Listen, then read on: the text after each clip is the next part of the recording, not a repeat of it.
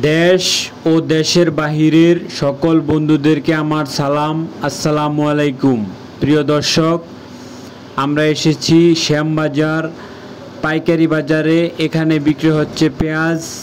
জানাবো পেঁয়াজের পাইকারি দর। আমরা বড় একটি দোকানে আসছি। এই দোকানে বিক্রি হচ্ছে পেঁয়াজ, রসুন।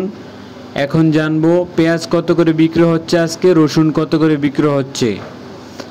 আপনারা যে দেশি পেঁয়াজগুলো দেখছেন, এগুলো আজকে বিক্রি হয়েছে 49.50। সবচেয়ে ভালো যেটা সেটা বিক্রি হয়েছে 52 টাকা।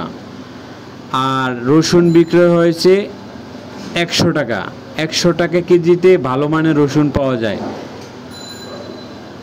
দেশি পেঁয়াজ এগুলো হলো শরীয়তপুরের পেঁয়াজ, মানে ভালো।